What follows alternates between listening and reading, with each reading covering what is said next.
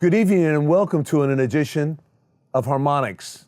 Today's guest, she is absolutely soulful. She's beautiful. She wears blue sunglasses, and you know how I feel about blue. None other than Paige Wolfson. Woo! Paige, welcome to my show. Thank you so much, Gregory. I'm so glad to be here. I am so glad that you're here also. You know, while we're going to be going a while for about a half hour doing your interview. So let me ask you a couple questions about your life. You got your ukulele here. Diva is her name. Oh, Diva's her name. Yes. So let's go back into your life. Let's go at the beginning. What got you involved in music, and how did you start, and especially playing ukulele? But just tell me about that. Well, you know, in high school, I did a little bit of choir, and I think like every girl my age, it was all about Pat and tar. I'm short, and so was she, and that just seemed like a natural kind of a match. Mm-hmm. Although she's a soprano and classically trained opera, and I am not. I sound more like somebody's little brother. But that kind of faded, man. I after high school, I graduated, and I ended up moving up to Tahoe, and I spent 26 years up in Tahoe, and I didn't do music. I didn't think about music. I thought about skiing and having a good time with my dog. And then, you know, things changed. I came down here to take care of my mom. Good for you. Yeah, and when she passed, you know, she gave me her house, and now here I am again, and the land I grew up in, and also known as the land of Anonymous, that's what I call it. And you know, sucking my thumb in the fetal position, missing my mom, and not sure how to get up off of the couch. And you know, my dog, that was the first step. He got me up off the couch. But honestly, a friend of mine, one of my mother's friends, I took her out to see a show. Okay. She's in her 70s, and she said, "Paige, I don't want to go home yet. Let's stop by this little bar." We stopped by a little bar, and she said, "Oh, they're doing karaoke here. Why don't you used to sing," because she's still thinking of me like I'm 16 years old. Okay, Lola, I'll get up. I'll sing a song. I got up and I sang, and it made me feel so good. Made you come alive. It made me do more than endure. It made me do more than exist, man. For just this few moments, I was like, this is just great, you know. And so I did karaoke for about a year, and then a friend of mine, he's known as Track Wizard. He's actually a Bob Tawana. He's a recording engineer, quite a pro, man, and he hangs out with a lot of folks. And he says, "Paige, I'd love to do a demo for you, but the only way I'm going to do a demo of your stuff." You can do a couple covers, you do your live stuff too, because I write. He said, "You got to spend at least 6 months attending at least 3 jams a week. You got to get some live experience. You can't keep playing with these tracks." I said, "Okay, Bob, eventually." And I couldn't get myself out there.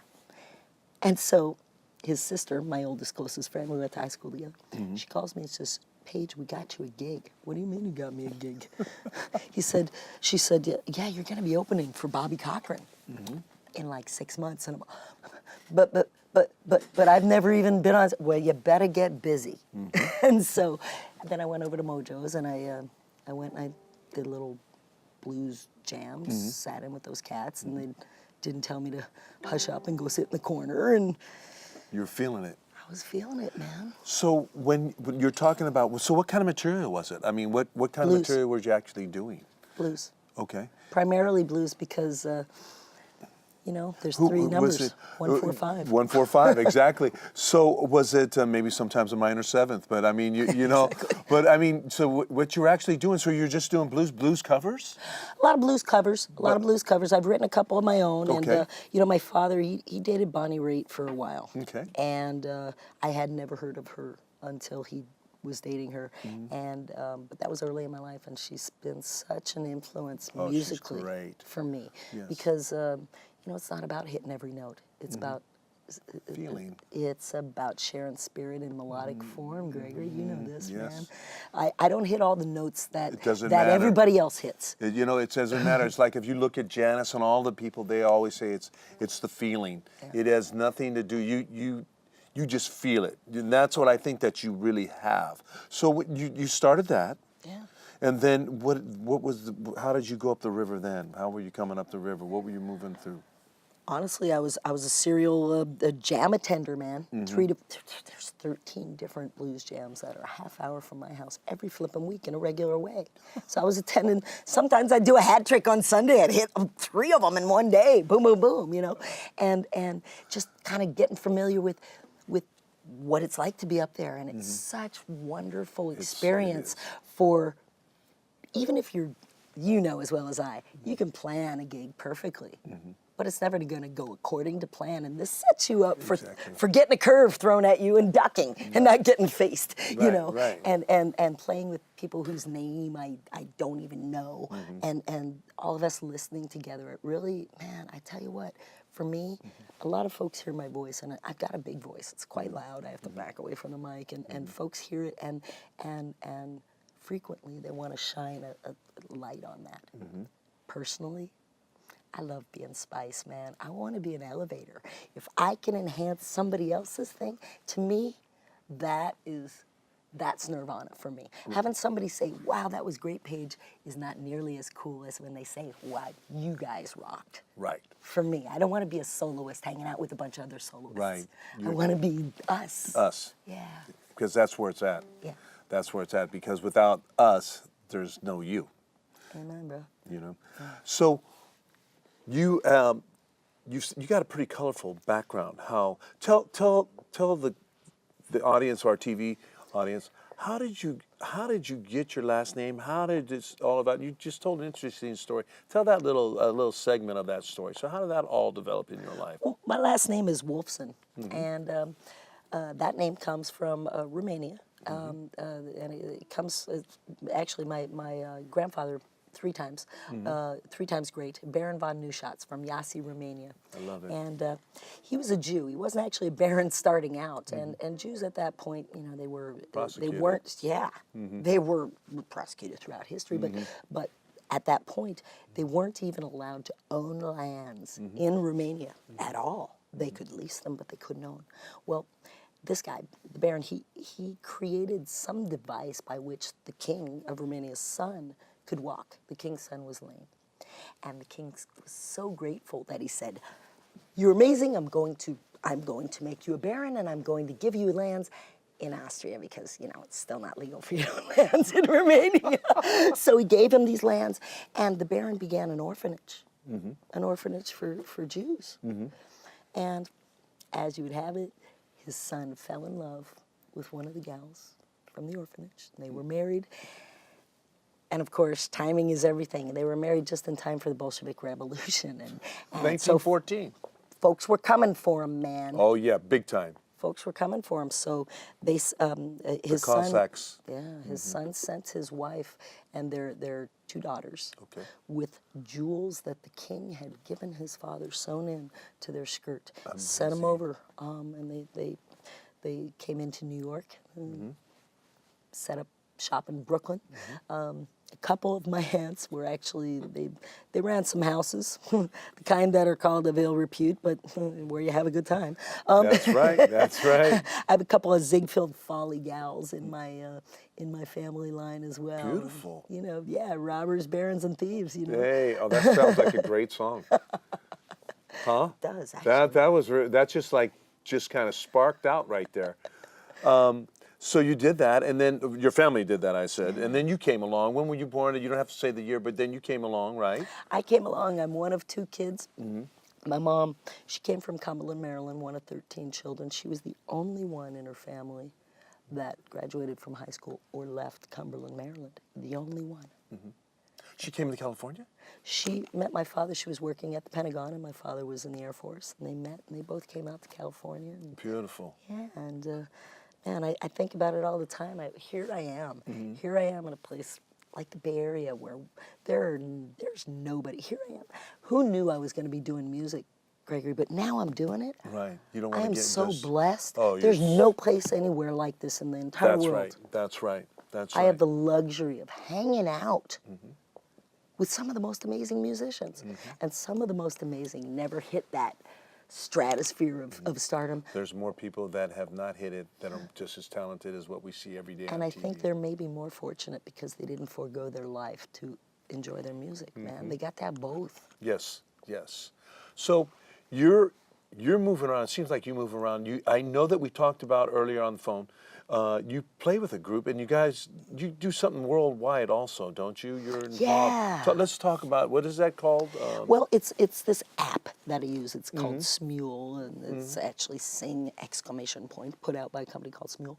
And it's like a karaoke app, but it's gone so much bigger than that. It was a way to hang out, sucking my thumb, singing karaoke in my bedroom, man. And when I was living alone in my house, I would do it all hours, day and night. But what it allowed me to do was to post half a duet and say, anybody who wants to join me can join, and they would get their own recording of that with me. And so folks started to connect with me musically, and I started to connect with them, and they'd post a comment, wow, that was great, let's do something else. And after a while, I ended up coming up with a group. Actually, me and a couple other folks, we founded a group, CAF, which stands for Cool as Something That Starts with an F. And I got it. yeah, I there got you it. go. All right. And let's see, there's folks, there's a couple of us from California, there's folks from Nova Scotia and Kentucky and Florida and Italy and England and Bogota and all over the world. And what we'll do is we'll start a track. Now, sometimes we'll use a backing track, but a lot of times, there's a number of us that play instruments. We'll just open a track instrumentally and let folks add to it and pass this track around and come up with songs. And So you're just doing improvisation. absolutely. Amazing. And you have all these people just dialing in wherever you guys go with CIF is called? CAF. CAF. Yes. I call us the calf. We're the calves. So do you still doing that also? Yeah. Yeah, not as much, I should say. A lot of us have moved on to actually a little more Live performances? live performances. A number of us are doing that, and other folks are busy having babies and cats and dogs and whatever lives they're having. You're right. You're absolutely correct. So you also mentioned when we talked, is it the Backyard Boys? The Backyard Band, yes. Yeah. Oh, it's a the Backyard Backyard Band. Boys Band. Okay. And a gal that I met last year when I was I was invited to sit in for a couple songs at JJ's. Okay. They reopened JJ's Lounge, so it's no longer a blues cafe, although they do some blues. And I was invited to sit in on a couple songs on a Sunday for jazz. And so I came in with a couple of cats that I said, hey, will you come and join me and cover up my marginal ukulele playing? And they did. And a gal by the name of Dejane, she really liked what I was doing, and she took a few pictures and said, we should keep in touch. We started keeping in touch, and I hope that you have a chance to share with some folks out there who she is, because her story is amazing and touching and full of courage and excitement and music and all that cool stuff. But she and I resonated with each other, and she's invited me since in these last number of months to join her on a number of gigs. And That's now beautiful. we're putting together basically we're putting together a project of our own. We're going to do some a little three-person combo stuff here, and put together. She does a lot of classic songs, and she translates them That's all right, I'm here into for you. French. Thank you, love it. Translates them into French, and so we're doing some of that stuff. But she is That's inspirational to me. That's right. So what she does is she's like your thermometer of wealth and of energy that you give to each other. Yeah, man. You That's know, what it's about. you know, it's and that's what makes the world beautiful. When you actually can find something like that, you want to keep it. You want to keep it because it's a beautiful thing. So I want you to play something in a few minutes. And that's Diva. This is Diva, yes. This is Diva. Do you practice, or you just kind of like, when you wake up in the morning, you start your day? I mean, do you have All day, all night. all day, all I night? have. Let's see. I have 2 acoustic ukuleles. I have a solid body steel string ukulele. I've got a DGB and like the bottom 4 strings of a guitar, so that I can play on stage with folks and they can look at my fingers. fingerings and I can follow theirs as well without having to transcribe in my head a natural 4th up. This is crazy. And I've got a number of guitars. My dad's wife gave me his 65 Gibson Dove when he passed, and I love that, man. Rare. Oh, I love that sound, and I had no idea about that. And you know, I've got another dreadnought, a new one, man. It's kind of new. It's a Yamaha, and you know, same dimensions to the body. And when I play that Yamaha, it sounds like the Vienna Boys Choir.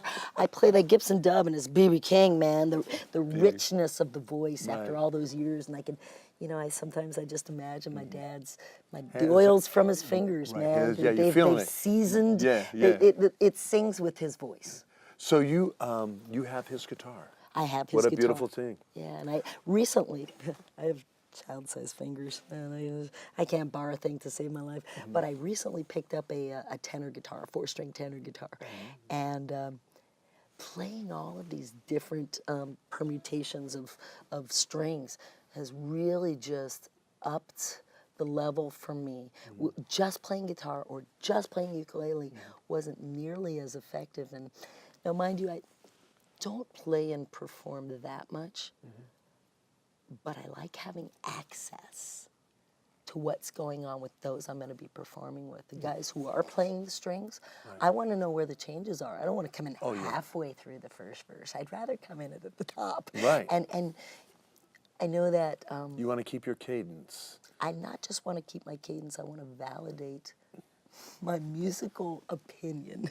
And I'm sure you might have a little reality on this. Oh, Oh, excuse me, singer, hang out over there. We musicians are going to talk about the arrangement. We'll tell you when we need you. Yeah, no, that don't happen. Yeah, you know what I Oh, mean. no, Yeah. never. So it kind of validates my opinion when I want to rearrange stuff, because one of my bigger passions with what I do musically is to play a song that you've heard like you've never heard it before, because trying to play it like you've heard it before is just a nightmare for everybody. Right, it is. That's why I'm always amazed at how many cover bands there are. Why don't you just do your own interpretation? I mean, it's so true. So you're going to sing a song that we just talked about earlier. You started playing it, and I said it's Jerry and the Pacemakers, and Nailed it.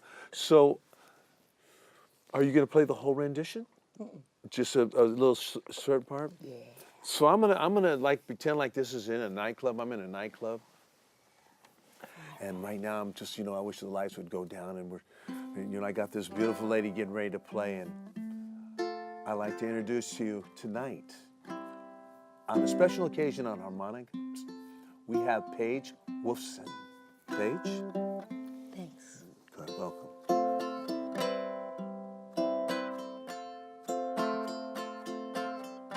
Don't let the sun catch you crying. The night's a time for your tears. Your heart may be broken tonight, but tomorrow in the morning light, don't let the sun catch you crying.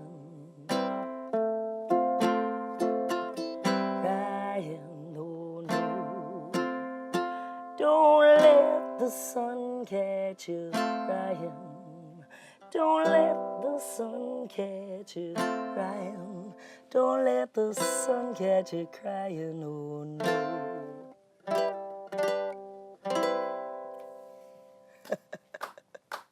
That was beautiful. You know, I've never heard it like that. You know, we've always heard it like with Jerry and the Pacemakers. You're the only other person in my entire life. It used to be my favorite song. Don't Let the Sun Catch You Crying. It's from the movie Cross the Mersey, when they were doing the Beatles. The Beatles were doing things, the Stones were doing a movie, and then Jerry and the Pacemakers, which was also managed by Brian Epstein, who managed the Beatles, etc. But that's the first time I've ever heard anybody else do it. So to do that song, that's pretty amazing. And you did it in your way. That's what we're talking about soul, about have that vibe that you have, that you bring.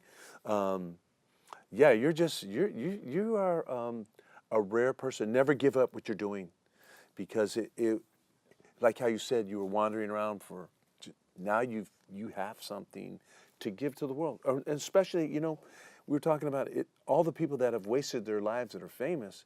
You're right here.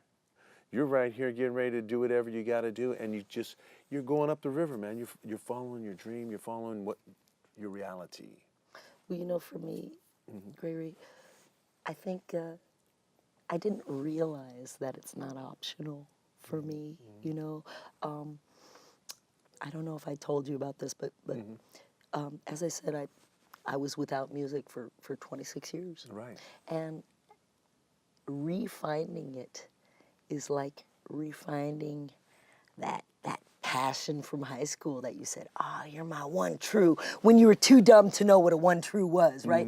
You said, nah, that's my one true love. And that's what music I thought was going to be to me. And then I grew up. Or so I thought.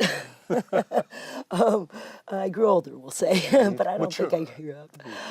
And reconnecting with the music. I swear to God, man, it's like finding that true love at a 30-year class reunion where you connect again and you're like, holy moly, you were my one true love. How could I have been without you for so long? Right. And that's how it feels to me. I can't even imagine what a life would be like for me without music anymore.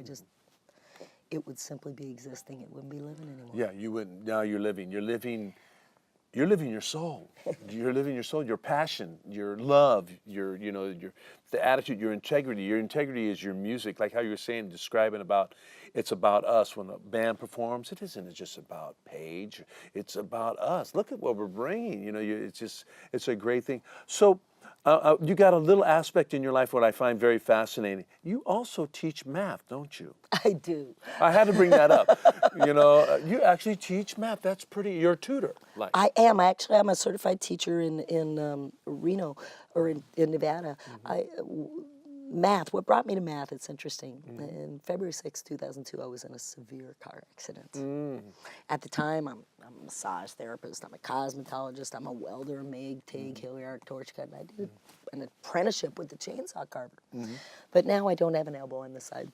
That's straight. That's bent. You know. So most of those weren't really an option, and they told me at the time. Well, actually, they told my family. I spent 2 months in the trauma ward. They said Paige will most likely never walk unassisted. We think we're going to take her arm, and it's likely she will never be able to remember her name or speak fluently again. Oy vey, I had to remember what my name was. It took me almost a year to recover my 50-cent words and my ability to speak fluently again. And in trying to figure out what I was going to do with the rest of my life, unfortunately, we won't go political or anything, but they've qualified me as not disabled in the least after trying twice, and I just stopped trying for disability. So I said, well, I have to retrain myself. And so I went to community college up in Lake Tahoe, and I had to put myself through school, man. I had a couple student loans, but I started working at the math lab. And just helping out folks and trying to remember the math myself, because memory is so good when you get whacked in the head. Memories change. Yeah. You know, I am so glad for me to meet you. You have definitely come up the river. You're definitely going up more up that river, man, because that river is you're gonna have some good waves up there, you know, little white water going up there. But you know what? You're a very special person. I'm glad you became my guest. I'm glad that you came.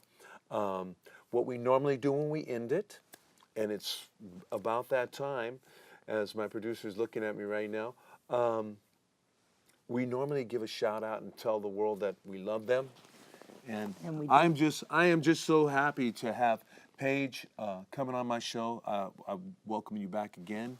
It's a pleasure to meet you. So we look in the camera and we kind of like thank everybody who's watched Harmonics to make the most watched television show. We're worldwide, by the way, so you're going to be worldwide.